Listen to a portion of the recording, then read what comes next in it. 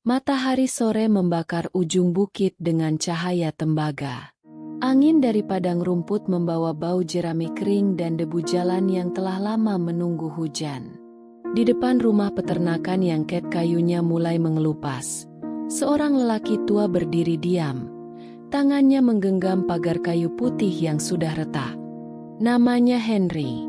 Ia telah tinggal di peternakan kecil ini hampir sepanjang hidupnya. Dulu, suara kuda berlari membangunkan pagi, lonceng sapi berdentang dari lembah, dan bau gandum panggang menyapa dari dapur.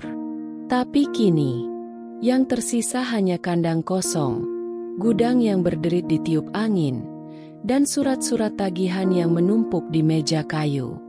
Hutang-hutang yang tumbuh diam seperti jamur setelah hujan, dan menutup perlahan semua yang ia cintai. Di ujung padang, seekor kuda tua berdiri. Bulunya coklat tua yang mulai memudar di sekitar moncong dan lutut. Surainya panjang dan kusut tertiup angin. Namanya Bramble, sahabat setia Henry sejak 20 tahun silam. Sejak hari-hari mereka masih muda dan lapangan rumput masih hijau sepanjang mata memandang. Bramble berjalan pelan ke arah Henry. Langkahnya lambat tapi mantap. Ia menyentuh dada Henry dengan moncongnya, mendengus pelan seperti napas hangat dari masa lalu. Henry menutup matanya. Tangannya gemetar saat membelai leher tua itu. "Maaf, kawan. Aku tidak bisa menyelamatkan tempat ini." Suaranya pecah. Pecah seperti kayu tua yang dipaksa menahan badai. Hari itu, 2 truk datang membawa orang-orang bersetelan rapi dan wajah dingin.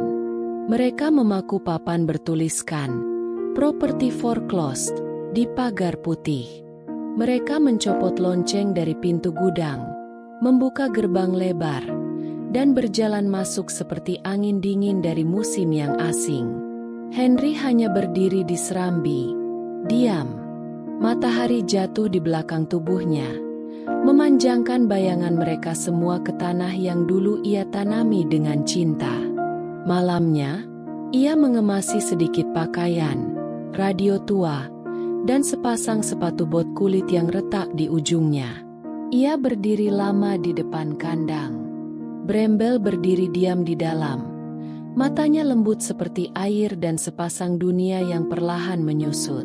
Henry menempelkan dahinya ke kening Bramble. Tidak ada kata yang cukup. Jadi ia hanya berbisik, "Tunggulah aku."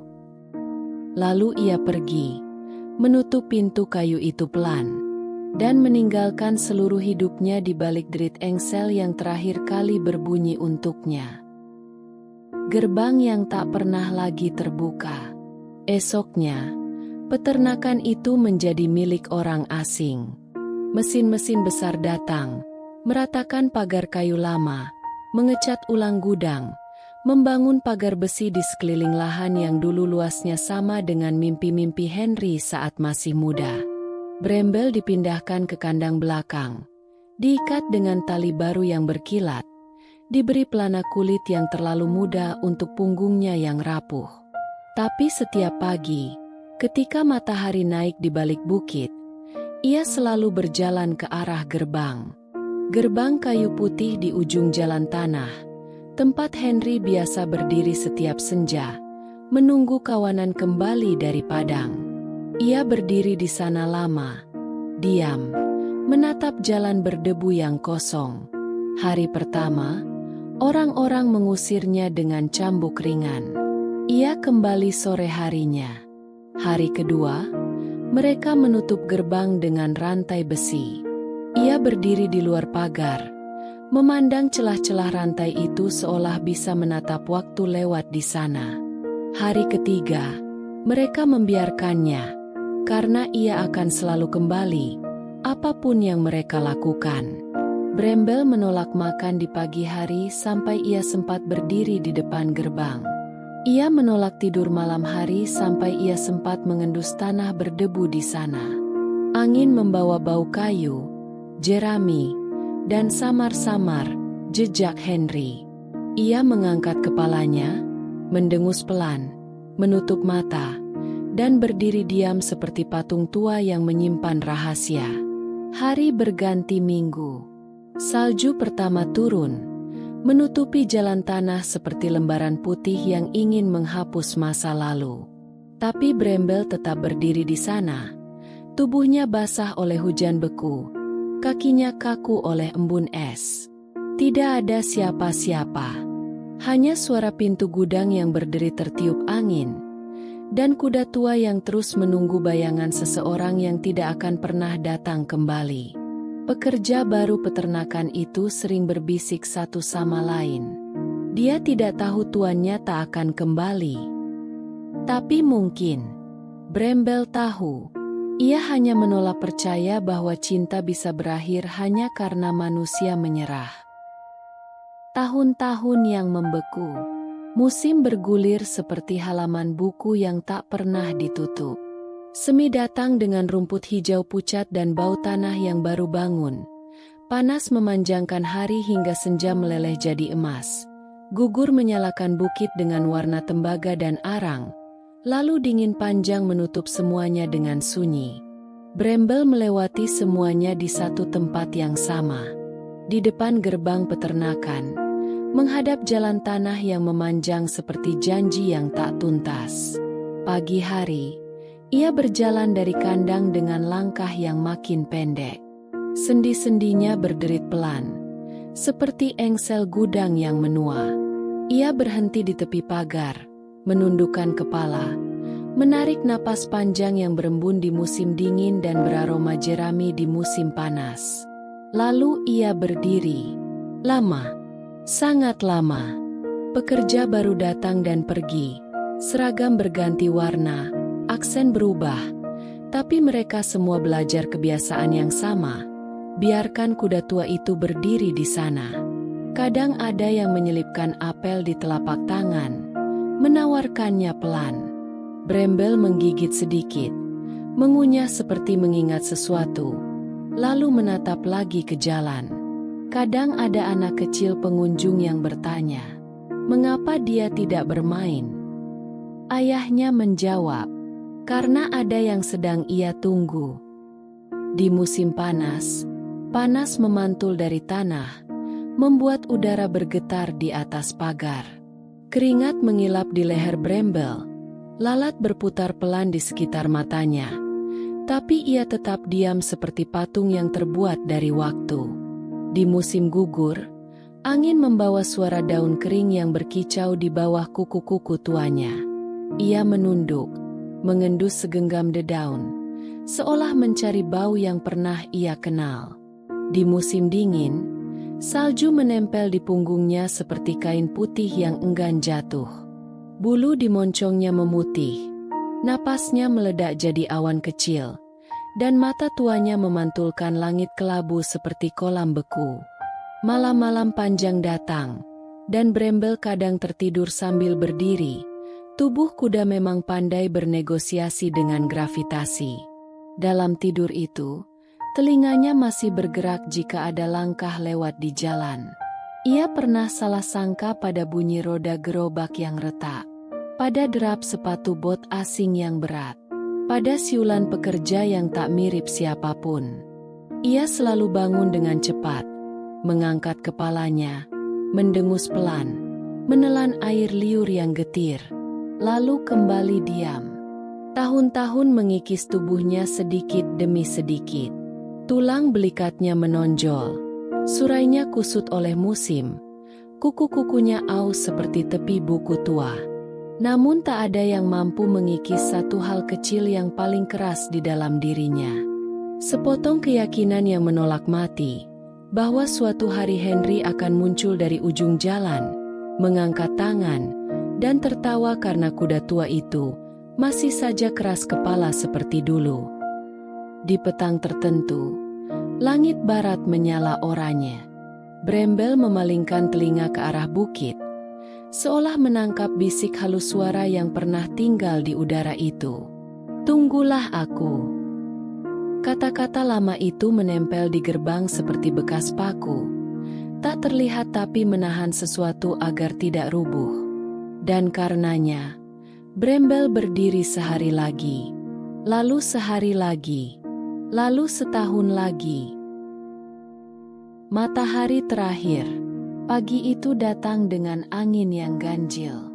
Awan bergerak cepat seperti burung liar yang gelisah, dan cahaya matahari pecah tipis di antara celahnya. Gudang berderit lebih nyaring dari biasanya.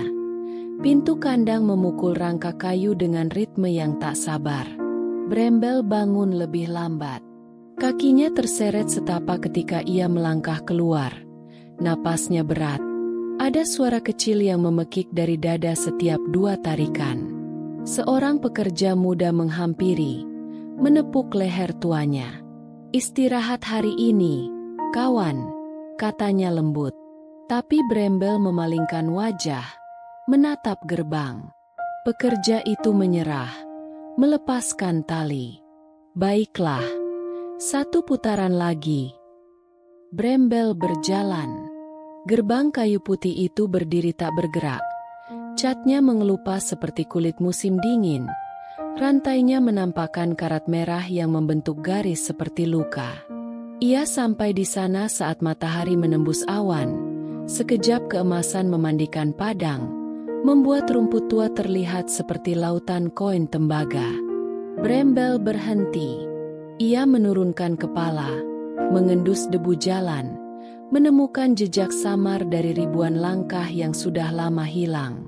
Angin naik dari lembah, membawa aroma jerami, oli lama, dan kenangan roti jagung hangat dari dapur yang tak lagi ada. Ia menutup mata. Dalam gelap yang lembut itu, suara-suara lama berjalan kembali ke tempatnya. Siulan Henry memanggil kawanan. Tawa pendek ketika pelana pertama kali dilepas. Kata, "Kawan," yang diucapkan seperti doa. Seekor burung gagak melintas, berteriak sekali, lalu hilang. Senyap kembali turun pelan, menutupi pagar, jalan, padang, dan dada Brembel. Sendi-sendinya gemetar. Ia mengubah posisi, setengah langkah kecil ke depan, seperti menakar jarak terakhir. Matahari keluar penuh untuk beberapa menit yang murah hati. Cahaya menyusuri tulang-tulangnya, menghangatkan punggung ringkihnya, membuat surai tuanya tampak hampir bersinar. Seorang anak pengunjung berhenti di sisi pagar. "Ayah, lihat," katanya pelan. Kuda itu seperti sedang tersenyum. Ayahnya menahan napas, menatap lama, lalu memeluk pundak anak itu. "Dia sedang mengingat seseorang," jawabnya. Angin berhenti sebentar, hening yang hanya terjadi di hari-hari tertentu.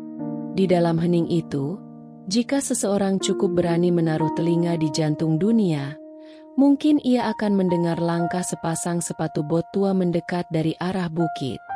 Brembel mengangkat kepala. Mata tuanya memantulkan gerbang, jalan, langit, dan sesuatu yang tidak bisa dilihat orang lain. Ia berdiri tegak, lebih tegak dari bertahun-tahun terakhir. Lalu ia tidak bergerak lagi. Pekerja muda yang memperhatikannya dari kejauhan berjalan mendekat, memanggil pelan, menepuk leher itu sekali, 2 kali, dan mengerti. Kuda tua itu memilih tempatnya sendiri untuk berpamitan. Di gerbang yang setiap hari dijaganya, menghadap jalan yang tak pernah berhenti ia harapkan. Di bawah matahari yang kebetulan murah hati, seperti hadiah terakhir dari langit untuk kesetiaan yang tak ditawar. Mereka menemukan Brembel mati berdiri. Mulutnya sedikit terbuka, seperti hendak menyebut nama yang hanya ia dan padang rumput yang tahu. Tak ada gaduh, hanya angin yang datang kembali, mengibaskan surai tuanya sekali, seolah mengucapkan, "Sudah cukup, kawan." Di kejauhan, lonceng kecil di leher sapi tetangga berdenting sekali, bunyi tipis yang terasa seperti tanda tangan pada akhir sebuah surat yang terlalu lama ditulis. Dan hari itu, Gerbang peternakan belajar arti paling tua dari sebuah kata. Setia. Mereka yang datang mengucap salam. Kabar itu menyebar seperti angin yang menuruni bukit. Pelan, dingin, tapi menyentuh semua yang dilaluinya. Kuda tua itu mati berdiri, kata seseorang di pasar kecil dekat jalan utama. Di depan gerbang, seperti menunggu seseorang. Tidak butuh lama hingga pekerja-pekerja peternakan, tetangga dari lembah seberang, dan bahkan orang-orang yang hanya pernah mendengar cerita samar tentang Brembel datang satu persatu. Mereka berjalan pelan dari arah gudang, melewati pagar putih yang terkelupas, menuruni jalan tanah berdebu, lalu berdiri diam di depan tubuh kuda tua itu. Tubuh yang tegak, membatu dalam kesetiaan, dengan surai yang ditiup pelan oleh angin sore. Tak seorang pun berbicara keras. Seorang wanita parubaya melepas topinya, memeluknya ke dada. Seorang petani tua menundukkan kepala. Bibirnya bergerak pelan seperti membaca doa tanpa suara. Seorang anak kecil menaruh apel merah di tanah, lalu mundur beberapa langkah, matanya lebar dan basah. Pekerja muda yang dulu setiap pagi menepuk leher Brembel berdiri paling dekat. Tangannya gemetar saat menyentuh hidung dingin itu, menahan air mata yang menggantung di sudut matanya. Dia benar-benar menunggu sampai akhir, bisiknya. Mereka tidak langsung memindahkan tubuhnya. Mereka membiarkannya berdiri di sana sampai matahari turun sepenuhnya, seperti menghormati kesetiaan yang bahkan waktu pun menyerah padanya. Senja meneteskan cahaya terakhirnya di atas padang rumput. Bayangan pagar memanjang, menutup kaki Brembel seperti selimut. Seorang pekerja senior datang membawa sebuah amplop tua, pudar, lipatannya usang, dan di sudutnya tertulis dengan tulisan tangan yang mereka semua kenal. Henry. Amplop itu ditemukan terkunci di laci paling bawah meja kantor peternakan yang lama. Tertulis di depan, untuk siapapun yang menemukan Brembel sendirian. Mereka membacanya bersama-sama, pelan. Suara mereka berganti-ganti tapi hati mereka satu. Brembel tidak suka ditinggal.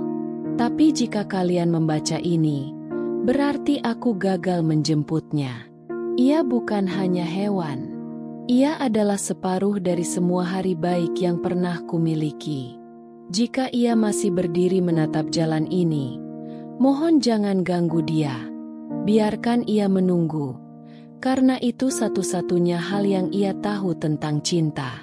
Dan kalau ia akhirnya memilih berhenti menunggu, kuburkan dia di bawah pohon elm di dekat gerbang. Agar saat angin datang dari arah bukit, dia bisa mendengar langkahku sekali lagi. Henry. Tidak ada yang sanggup berkata apa-apa setelah itu. Malam turun diam. Bintang pertama menyala di atas kepala mereka seperti mata tua yang ikut menangis. Mereka menurunkan tubuh Brembel perlahan, membaringkannya di tanah yang dulu setiap hari ia pijak dengan harapan.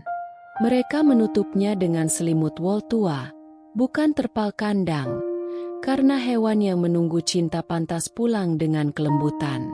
Dan ketika mereka mulai menggali tanah di bawah pohon elm dekat gerbang, bulan naik penuh dari balik bukit. Cahayanya menyoroti pagar kayu putih dan menempel di batu nisan kecil yang baru mereka letakkan. Brembel yang menunggu. Gerbang yang mengingat. Musim terus berjalan, seperti kereta panjang yang tak menoleh ke belakang. Salju datang dan pergi, rumput hijau kembali, bunga liar tumbuh di pagar kayu, dan suara kawanan muda menggantikan derap tua yang dulu memenuhi pagi. Tapi gerbang peternakan itu tidak pernah sama. Setiap orang yang melewatinya kini melambat. Beberapa menoleh, beberapa mengangguk, beberapa hanya menarik napas panjang, seperti menunduk kepada sesuatu yang tidak bisa mereka lihat tapi bisa mereka rasakan. Di bawah pohon elm dekat gerbang, Nisan kecil dari batu sungai berdiri diam, sederhana, hanya ukiran satu nama dan satu kalimat pendek. Bramble, yang menunggu. Anak-anak kerap menaruh apel kecil di atasnya. Para pekerja muda suka duduk di akar pohon itu selepas kerja, bercerita tentang kuda yang menolak berhenti percaya. Dan setiap kali angin datang dari arah bukit, daun-daun elm bergetar pelan, membisikkan suara samar seperti napas panjang seekor kuda tua yang lega. Henry tidak pernah kembali. Tapi entah bagaimana, semua orang yakin Bramble tahu itu sejak awal. Ia hanya memilih untuk tetap menunggu, bukan karena ia lupa kenyataan, tapi karena kesetiaan lebih penting baginya daripada kebenaran. Bertahun-tahun kemudian, generasi baru mengambil alih peternakan. Pagar diganti, kandang diperluas, mesin-mesin besar berdengung di tempat sunyi dulu tinggal. Namun di ujung jalan tanah yang sama, di gerbang yang cat putihnya selalu mengelupas meski dicat setiap tahun, ada ruang kecil yang tidak bisa dihapus siapapun. Ruang tempat seekor kuda tua berdiri setiap pagi, menatap jalan kosong, menunggu seseorang yang tidak pernah datang. Peternakan itu kini makmur. Tapi setiap kali seseorang membuka gerbang, suara selnya berderit dengan nada yang sama seperti dulu. Nada yang membuat dada terasa berat tanpa alasan yang bisa dijelaskan. Kadang, saat cahaya senja menabrak pagar dengan sudut yang tepat, orang bersumpah mereka melihat bayangan seekor kuda berdiri di tepi jalan. Surainya berkibar, lalu hilang ketika mereka berkedip. Mungkin itu hanya ilusi cahaya. Mungkin itu hanya kenangan yang terlalu keras kepala untuk mati. Atau mungkin itu Bramble, memastikan gerbang itu tetap mengingat cinta yang pernah menunggunya sampai habis waktu.